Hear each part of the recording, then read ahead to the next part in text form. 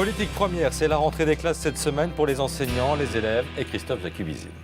Bon retour. Au gouvernement, ça fait déjà 10 jours qu'elle a eu lieu cette rentrée, mais depuis 10 jours, c'est plutôt ambiance cours de récré que classe studieuse. Oui, et dernier épisode en date, l'accrochage spectaculaire entre Arnaud Montebourg et Pierre Moscovici vendredi.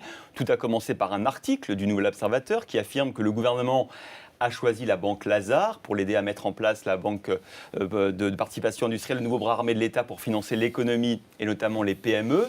L'article de l'hebdomadaire laisse entendre que c'est un retour d'ascenseur du gouvernement à la banque Lazare et son principal dirigeant, Mathieu Pigasse, qui a embauché cet été Audrey Pulvar, la compagne d'Arnaud Montebourg, pour la mettre à la tête des inrecuptibles propriétés de Mathieu Pigasse. L'info du Nouvel Obs est immédiatement démentie par Arnaud Montebourg, le ministre du redressement productif, se sentant, je cite, mis en cause personnellement sur son intégrité. Arnaud Montebourg clame haut et fort devant les patrons du MEDEF, qui l'a rendu visite vendredi, qu'il n'est pour rien dans le choix de Lazare. Je cite, c'est Pierre Moscovici, vous devriez lui demander pourquoi il a choisi cette banque. C'est un très mauvais choix, ajoute Arnaud Montebourg, sympa la patate chaude envoyée à Pierre Moscovici. Celui-ci, rappelant qu'il est le seul ministre en charge de la responsabilité de la désignation de la banque, il explique que Lazare a présenté la meilleure offre parmi 4 en lice. Alors, ce n'était pas le premier couac de la rentrée. Mais non, c'est le dernier d'une longue série, Christophe. Les disputes entre ministres se finissent parfois en pleurs, comme par exemple cette réunion hallucinante entre le ministre du Budget, Jérôme Cahuzac, et la ministre de la Culture, Aurélie Filippetti. Je vais vous raconter. La ministre de la Culture a rendu visite à son collègue du budget pour lui demander d'être moins sévère avec elle, avec la culture, qui doit baisser son budget, écoutez bien, de 7% en 2013.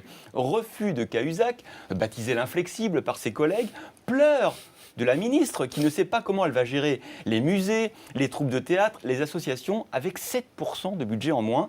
Des pleurs qu'il a fallu faire cesser en appelant au téléphone directement le Premier ministre, Jean-Marc Ayrault, qui n'a pu que lui confirmer l'arbitrage. Et puis il y a aussi des dissensions entre socialistes et verts au sein du gouvernement. Oui, alors là, la cour de récré va se terminer en guerre des gangs. Vous le savez, plusieurs dossiers divisent l'équipe gouvernementale. Le nucléaire, dont Arnaud Montebourg a redit la semaine dernière tout le bien qu'il pensait. Le gaz de schiste aussi. On va pas appuyer sur le bouton ce matin, mais c'est encore flou, malgré les assurances de Delphine Batho à ce micro.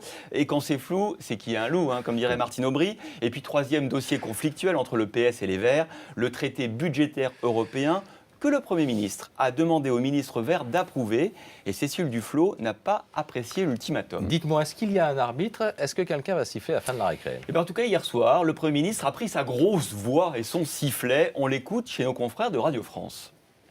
Chacun doit apporter sa contribution, mais ce n'est pas sur la place publique. Et une fois que la décision est prise, elle doit être exécutée, doit être mise en œuvre. Donc c'est un rappel que je fais à chacun. D'ailleurs, je rappelle qu'ils ont chacun d'entre eux signé une charte de déontologie. Donc si ça devait continuer, je dirais que chacun devra prendre ses responsabilités. C'est clair, c'est net. Donc ça, c'est carton jaune, on a bien compris. Ouais. Et c'est pour qui celui-ci? Carton rouge, je ne sais pas. Réponse dans quelques jours peut-être.